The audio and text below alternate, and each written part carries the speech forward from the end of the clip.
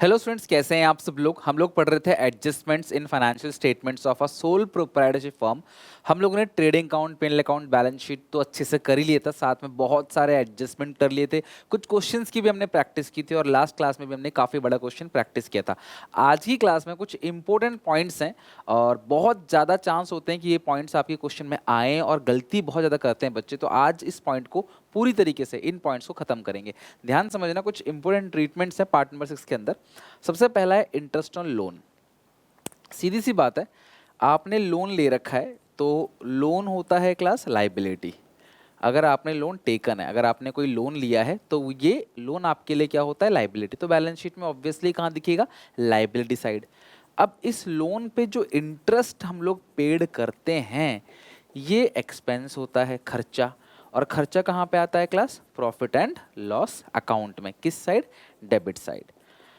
अब इसके क्या क्या केस हो सकते हैं, जरा ध्यान से अच्छे से समझते हैं। लेकिन इससे पहले एक बात ध्यान रखना, आप इंटरेस्ट ऑन लोन तभी कैलकुलेट कर पाओगे जब आपको इंटरेस्ट का रेट दिया रहेगा। अगर तुम्हें इंटरेस्ट का रेट दिया हो तब क्लास हम लोग इंटरेस्ट ऑन लोन की कैलकुलेशन तभी कर पाएंगे। अगर तुम्हें रेट ही नहीं दिया तो हम कैसे करेंगे। अगर आपको खाली लोन लिखा है तो आप इंटरेस्ट की कैलकुलेशन कैसे कर सकते हो, नॉट पॉसिबल। लेकिन अगर आपको 9% लोन लिखा है, 10% लोन लिखा है, loan at the rate 10% per annum लिखा है, इसका क्या मतलब है कि भैया हर साल आपको 10% का इस लोन पे ब्याज भी देना है, इंटरेस्ट भी देना है। तो आप इसे कैलकुलेट कर लोगे। बट आपके मन में तब एक सवाल आएगा कि अगर ये साल का 10% है तो हमने लोन लिया कब है। अगर हमने लोन कब लिया ये पता चलेगा तभी तो हम उस टाइम के बेसिस पे निकाल पाएंगे इंटरेस्ट। क्योंकि अगर हमने लोन अक्टूबर में लिया होगा, साल 31 मार्च को एंड होता है, तो इंटरेस्ट 6 महीने का लगेगा। अगर हमने लोन मान लो जनवरी में लिया तो जनवरी फरवरी मार्च 3 महीने का इंटरेस्ट लगेगा। तो आपको पता होना चाहिए। अगर आपको सर डेट नहीं पता है तो सबसे पहली बात, अगर रेट नहीं है तो कैलकुलेट कर ही नहीं सकते। अगर आपको डेट नहीं पता है फिर क्या करोगे क्लास, तो आप पूरे साल का निकाल लोगे। अगर आपको डेट नहीं पता है पूरे साल का। तो एक केस देखते हैं, चलो क्लास यहाँ पे सबसे पहले आ जाओ क्लास यहाँ पे। इंटरेस्ट ऑन लोन ये रहा, ये है क्लास, हाँ इंटरेस्ट ऑन लोन।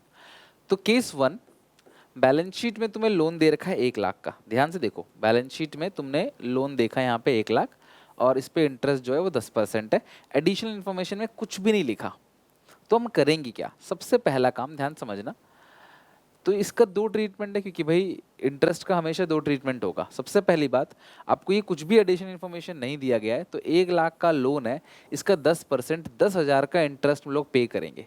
तो P&L अकाउंट में डेबिट साइड लिख दोगे to interest paid on loan. ठीक है, तो interest on loan to interest on loan accrued, sorry outstanding, outstanding 10,000। सुनना मेरी बात को ध्यान से समझना। आपने लोन लिया हुआ है, ठीक है, इसका इंटरेस्ट तो कहीं भी ट्रायल बैलेंस में नहीं आ रहा, ये ट्रायल बैलेंस है, ठीक है। आपने लोन ले रखा है, ट्रायल बैलेंस में तो कहीं भी इसका इंटरेस्ट है ही नहीं। भैया आपने लोन लिया है तो ट्रायल बैलेंस में इसका इंटरेस्ट होना चाहिए ना, कहीं है ही नहीं, इसका मतलब आपने इंटरेस्ट दिया ही नहीं। तो 1 लाख का 10%, 10,000 बनता था, तो भैया पिन अकाउंट में डेबिट साइड दिखा देना। और साथ में ये बैलेंस शीट में भी आएगा, किस साइड, लाइबिलिटी साइड। ये बैलेंस शीट में किस साइड क्लास आएगा, लाइबिलिटी साइड।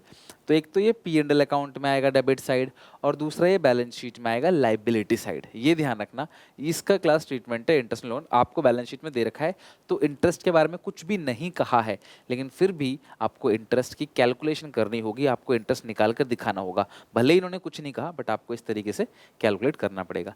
एक और केस देखते हैं इसका अच्छे से। बैलेंस शीट में लोन दिखा है 12% पर एनम, और लोन जो है वो 2 लाख का है। पहले जो लोन था वो था 1 लाख का, अब जो लोन है वो 2 लाख का है। आपने 2 लाख का लोन लिया, राइट। अब तुम्हें इंटरेस्ट यहाँ पे गलती से रिसीव लिख दिया है, इंटरेस्ट पेड होगा, ठीक है। भाई लोन पे इंटरेस्ट हम लोग रिसीव नहीं करते, इंटरेस्ट पेड करते हैं, ठीक है। ये रहा 2,000 का इंटरेस्ट पेड, आपने इंटरेस्ट 2,000 का पेड कर दिया, ऐसा क्वेश्चन में लिखा हुआ है। एडिशनल पॉइंट में भी कुछ लिखा है कि जो लोन है वो 1 जनवरी को लिया है। पिछले क्वेश्चन में लोन कब लिया नहीं पता, तो हमने पूरे साल का निकाल दिया है कि नहीं, साल के शुरू में लिया होगा। लेकिन अब इन्होंने लोन जनवरी को लिया है, साल एंड और 31 मार्च को। तो जनवरी में ब्याज देंगे, फरवरी में और मार्च में 3 महीने का इंटरेस्ट देंगे। तो हम इंटरेस्ट कैसे निकालेंगे, 2 लाख का 12% कितने महीने का, 3 महीने का, तो 12 कट गया 6,000। तो मतलब टोटल जो हमें इंटरेस्ट पे करना है वो 6,000 रुपए का पे करना है। तो जो लोन हमने 2 लाख का लिया था उस पर हमें इंटरेस्ट जो देना है वो 6,000 का देना है। इन्होंने कितना दिया है? 2,000। पिछले क्वेश्चन में कुछ भी नहीं था। अगर मान लो ये इंटरेस्ट नहीं लिखा होता इस क्वेश्चन में, अगर ये इंटरेस्ट नहीं लिखा होता इस क्वेश्चन में, तो हम 6,000 रुपए P&L की डेबिट साइड दिखा देते और 6,000 रुपए लाइबिलिटी में भी दिखा देते बैलेंस शीट में, ठीक है। और लोन तो लाइबिलिटी में आता ही है, उसकी तो पूछो ही मत, हमें इंटरेस्ट लोन का ट्रीटमेंट कर रहे हैं, ठीक है। अब यहाँ पे कह रहा है 6,000 बनता है, पेड सिर्फ 2,000 कर रखा है, तो आप क्या करोगे क्लास? ध्यान से देखना, आप क्या करोगे? 2 जगह जाता है प्रॉफिट एंड लॉस अकाउंट में, ठीक है, टू इंटरेस्ट पेड। इंटरेस्ट कितना पेड है? 2,000, जबकि जाना कितना चाहिए? 6,000।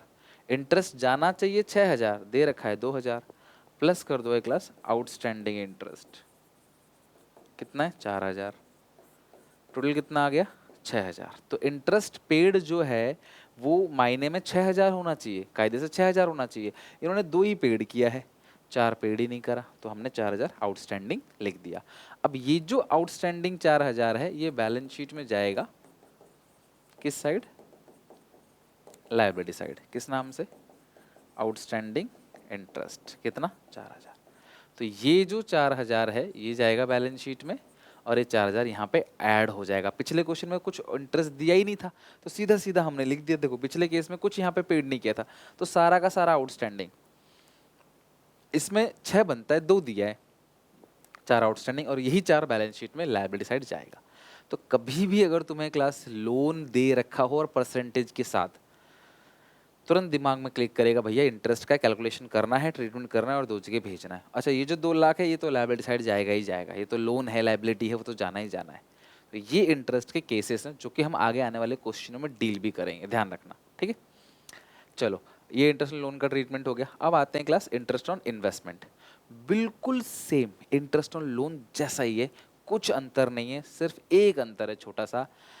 कैलकुलेशन सब कुछ सेम है, इंटरेस्ट जैसा ही है, सेम टू सेम, लेकिन अंतर क्या है? लोन पे ब्याज देते हैं और इन्वेस्टमेंट पे ब्याज मिलता है, हमको रिसीव होता है, राइट। इन्वेस्टमेंट हमारे लिए क्या होती है क्लास? एसेट।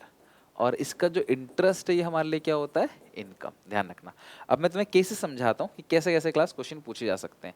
तो ये केस है, आप जरा चेक करो, समझ गए होगे आप वैसे अभी तक तो।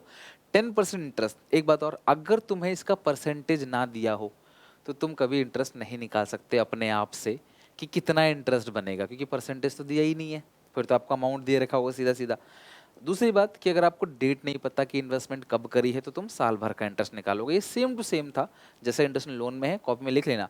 अगर डेट नहीं गिवन है तो साल भर का निकाल लेंगे, पहली बात। दूसरी बात, यहाँ पे रेट नहीं गिवन है, परसेंटेज, तो हम निकाल ही नहीं सकते, इम्पॉसिबल, ठीक है। तो इन्वेस्टमेंट तो असेट साइड आ जाएगा, 1 लाख का वो छोड़ो, लेकिन इसमें इंटरेस्ट के लिए कुछ बोला नहीं है। तो 1 लाख का 10% इंटरेस्ट जो निकलेगा, 1 लाख का 10%, लेकिन क्या बोला है नीचे? अगर नीचे कुछ नहीं लिखा होता सीधा मैं 10,000 इंटरेस्ट मान लेता, ठीक है। और इंटरेस्ट कहाँ कहाँ पे आता है? एक तो बैलेंस शीट में एसेट साइड आएगा, दूसरी चीज P&L अकाउंट में इनकम साइड, क्रेडिट साइड आएगा। इन्वेस्टमेंट 1 जुलाई को किया है, जुलाई अगस्त सितंबर अक्टूबर नवंबर दिसंबर जनवरी फरवरी मार्च, साल मार्च में एंड होता है, 9 महीने का इंटरेस्ट लगेगा, 9 मंथ्स का। आपने 1 जुलाई को इन्वेस्टमेंट किया है तो 1 लाख का 10% बनता है 10,000 और 9 महीने का बनेगा 10,000, 9 महीने का बनता है क्लास 7,500। तो 7,500 रुपीज़ का आपका बन गया क्लास क्या? Interest on investment. कितना? 7,500 का, 7,500 का, ठीक है। तो ये हो गया इंटरेस्ट ऑन इन्वेस्टमेंट 7,500 यानी कि 7,500। अब इन्होंने कुछ भी नहीं लिखा, 7,500 बनना चाहिए ना भैया, हमें मिलना चाहिए इन्वेस्टमेंट पे, कुछ मिला नहीं। तो इसको 2 जगह भेजते हैं। सबसे पहला प्रॉफिट एंड लॉस अकाउंट में क्रेडिट साइड, क्योंकि भाई इनकम है, interest on loan debit side जाता था क्योंकि खर्चा था। ये इंटरेस्ट ऑन इनकम है, इंटरेस्ट ऑन इन्वेस्टमेंट है, ये क्रेडिट साइड आएगा, ठीक है।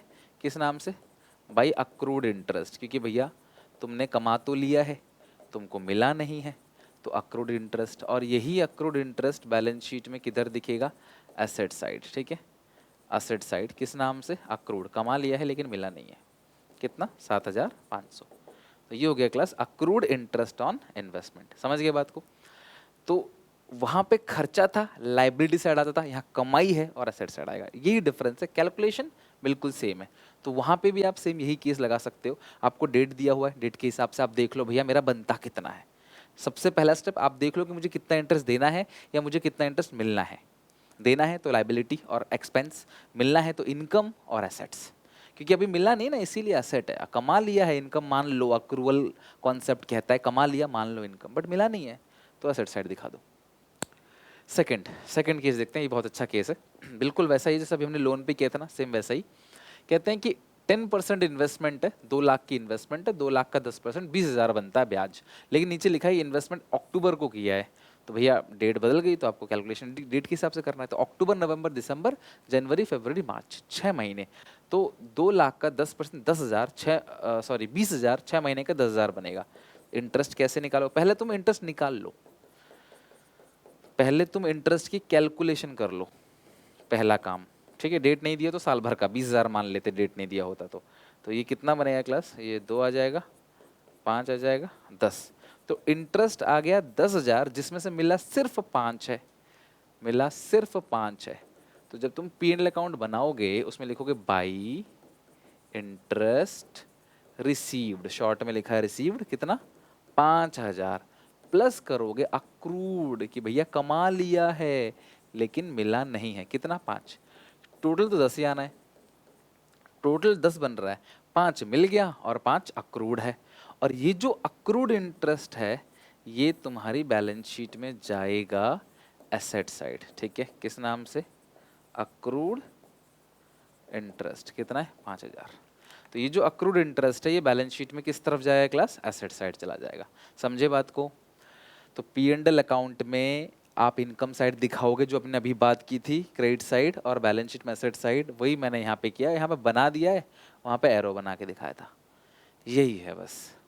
तो आपको कैलकुलेट करना है कि बनता कितना है, पहले आप अंदाजा लगा लो इंटरेस्ट बनेगा कितना, और बनेगा कितना देख लो, और फिर देखो कि आपको एक्चुअल में कितना मिला है।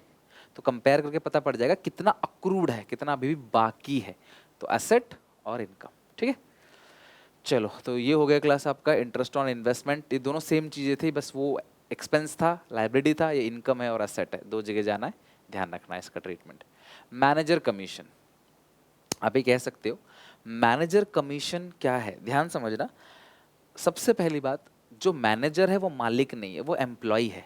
तो हम उसे जो भी कमीशन देंगे ना, जो भी कमीशन देंगे, P&L अकाउंट में डेबिट साइड चला जाएगा वो। और क्योंकि अभी उसकी पेमेंट नहीं हुई है, निकाल ही रहे हैं, तो वो बैलेंस शीट में किस साइड चला जाएगा? Liability side.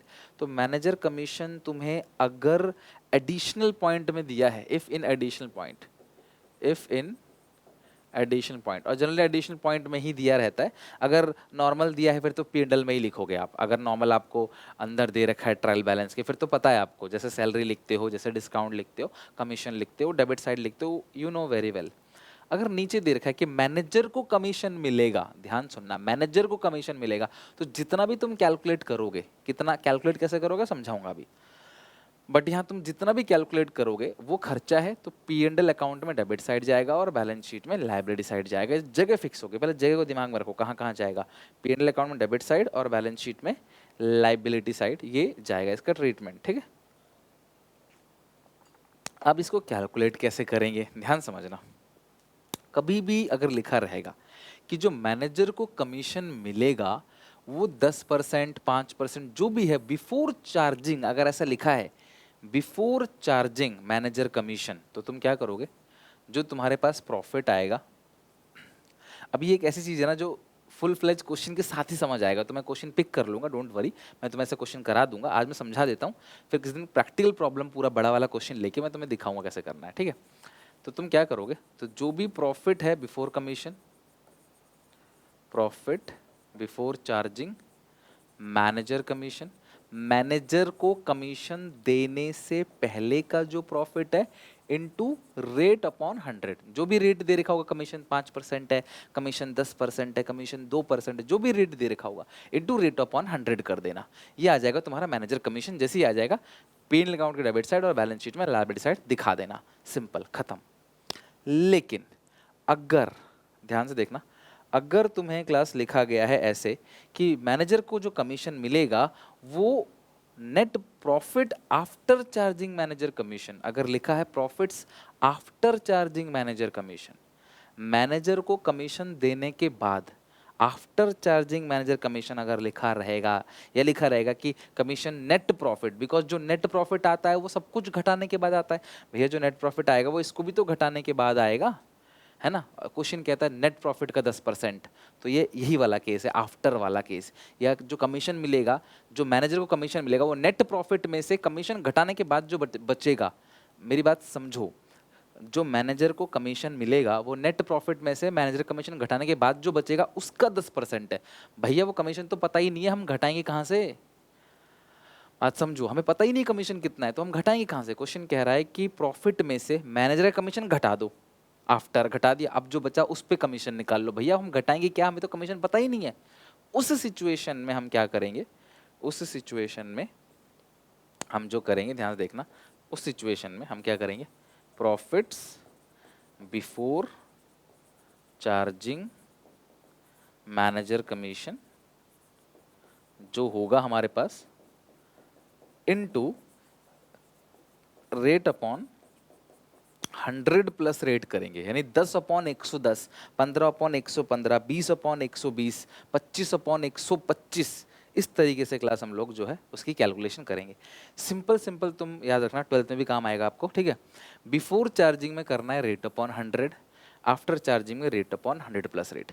5% है, 5/100, 10/100, 10/100, 20/100, 30/100, यहाँ 5/105, 10/110, 20/120, 30/130, ऐसे करोगे तब जाके तुम्हें मैनेजर कमीशन मिलेगा, और उस मैनेजर कमीशन को P&L में डेबिट साइड या बैलेंस शीट की लायबिलिटी साइड, जहाँ दोनों जगह हम क्लास दिखा देंगे।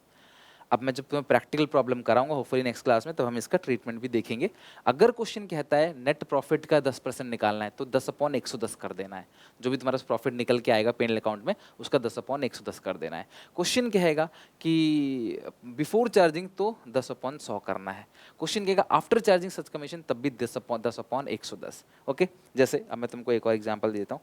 मान लो आपने एक पूरा क्वेश्चन बनाया, ठीक है, और यहाँ पे तुमने सब चीज़ लिख दिया, बस एक चीज़ छोड़ दिया, क्या, मैनेजर कमीशन, क्योंकि वो तो तुमने निकाला नहीं, तुमने छोड़ दिया। और क्वेश्चन कहता है मैनेजर कमीशन नेट प्रॉफिट का 10% है, ठीक है। तो ये जो भी अब हमारे पास प्रॉफिट आएगा, मान लो 1,10,000 का प्रॉफिट आ गया, ये भी रहने दिया, इसको तो हम लिख ही नहीं सकते, लेकिन बाकी सारी चीज़ों को करके 1,10 का आ गया, तो कमीशन कैसे निकालेंगे, 10/110, तो ये 10,000 कमीशन आ गया, तो यहाँ लिख देंगे कमीशन 10,000, फिर 1,10 था, 10 और घटा दोगे तो आंसर जो आएगा वो आएगा 1,00,000, 1,00,000, ठीक है। तो आप देखो नेट प्रॉफिट 1,00,000 है, इसका 10% कमीशन कितना है, 10,000, पर 1,00,000 पहले था नहीं ना हमारे पास, 1,10,000 था तो 10/110 किया। तो बस फाइनली इतना ही बोलूँगा तुमसे, अभी ज़्यादा दिमाग लगाने की जरूरत नहीं है। बिफोर है तो रेट अपॉन 100, आफ्टर है तो रेट अपॉन 100 प्लस रेट, खत्म बात, कहानी खत्म। बिफोर है तो रेट अपॉन 100, आफ्टर है तो रेट अपॉन 100 प्लस रेट। और अगर लिखा रहेगा नेट प्रॉफिट का 10%, नेट प्रॉफिट का 20%, तो वो आफ्टर केस ही हो गया, 10/110 या 20/120। इतना ही ध्यान रखना है तुम्हें, ओके। चलो, तो आज के लिए ये 3 पॉइंट्स बस काफ़ी हैं, 3 पॉइंट्स इंपॉर्टेंट थे, काफ़ी बड़े बड़े पॉइंट्स थे ये। तो ऐसा भी क्वेश्चन में हम ट्राई करेंगे, अगले आने वाले जो भी क्लासेस हैं उनमें हम ऐसे क्वेश्चंस को बनाएंगे। तो अपना प्यार, अपना सपोर्ट बनाए रखना। उम्मीद है समझ आया होगा। कोई डाउट हो मुझे बता देना, मैं फिर से क्लास ले लूँगा तुम्हारी, कोई टेंशन नहीं है, बस तुम बता देना मुझे जो भी समस्या है। और अच्छा लगे तो सपोर्ट करो यार, प्लीज़ शेयर करो वीडियो अपने सारे दोस्तों में। इस सारे ट्रीटमेंट्स को बनाकर नोट्स वोट्स बना के मुझे इंस्टाग्राम पे टैग करो, मुझे इंस्टाग्राम पे मेंशन करो, मैं तुम्हें मेंशन बैक करूँगा। यहाँ पे अकाउंट्स और ईगो की प्लेलिस्ट है, आप इसको भी चेक कर लेना। Complete syllabus A to Z अब खत्म हो गया। ओके, चलो मिलते हैं नेक्स्ट क्लास में, तब तक के लिए टेक केयर, बाय बाय। अभी और क्वेश्चन बनाने बाकी हैं, ध्यान रखना। ओके।